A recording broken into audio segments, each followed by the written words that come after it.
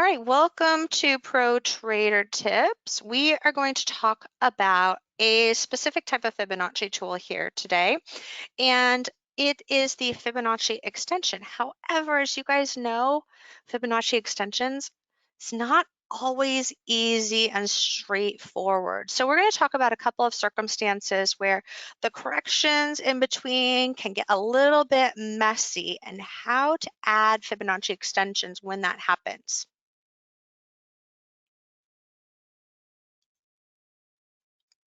So I've got this chart here. This is 1,000 tick of the NQ, which is our NASDAQ E-mini contract.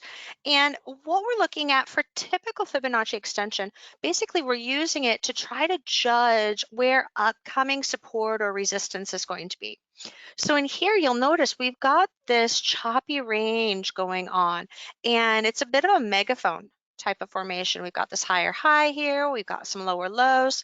So it's not always as simple as going from the absolute high to the absolute low and then looking for an extension on that. When we're using Fibonacci extensions, what we're trying to do is we're trying to judge how far this extension here can go before it hits a major support level. So when we have a megaphone or a triangle happening here, sometimes some adjustments are needed to get the most accurate level for our support or resistance. So I'm going to show you guys a couple of ways to do this here. So in NinjaTrader, we can go up to our little pencil, Fibonacci extensions.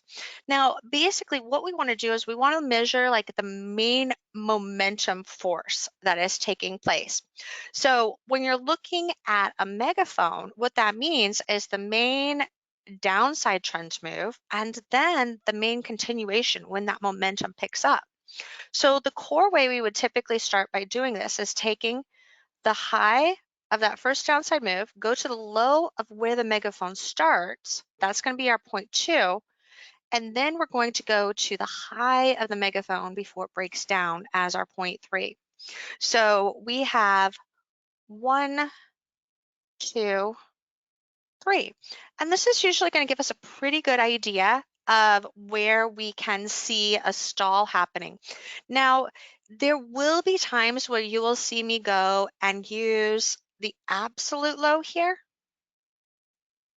in a megaphone. So I will go from the absolute high to the absolute low to the absolute high and do an extension past that.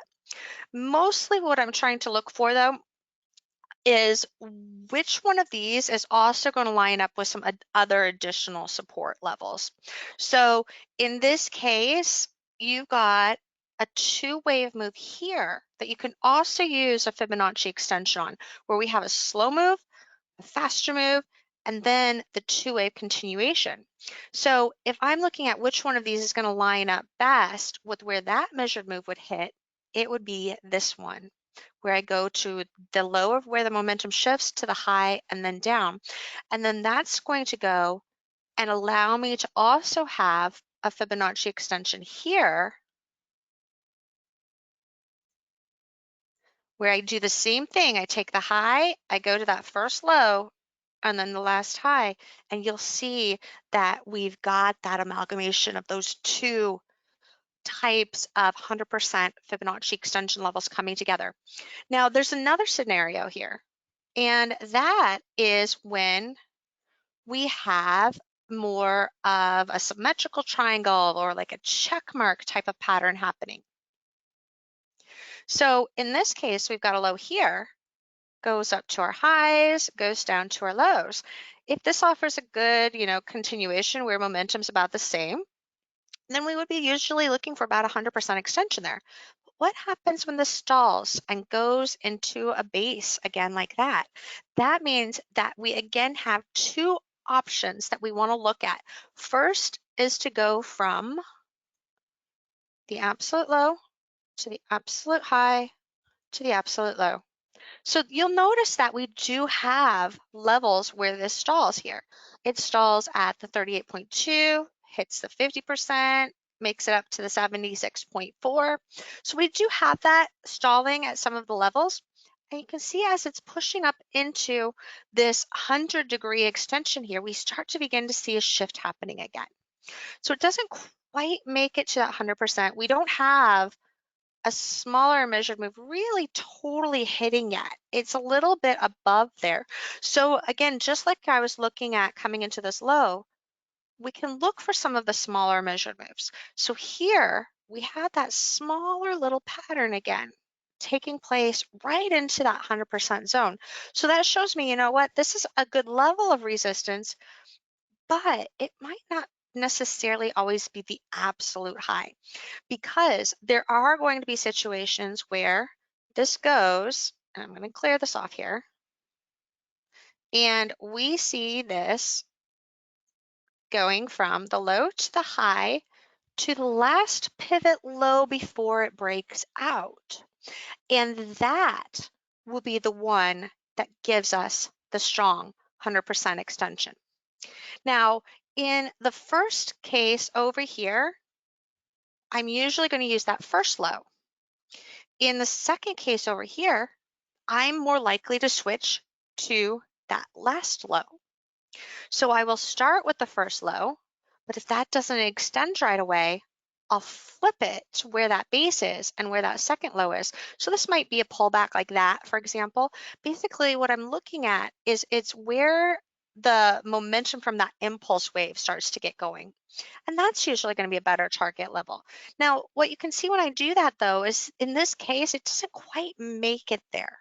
It pulls up to the 76.4 and then kind of slows. So it goes into a little bit of a longer correction. And that has a lot to do with the momentum over here. The momentum over here is stronger than over here. So that means that my primary target is going to be that 76.4. It might still make it to 100%, but it could more likely shift before it tries to get there.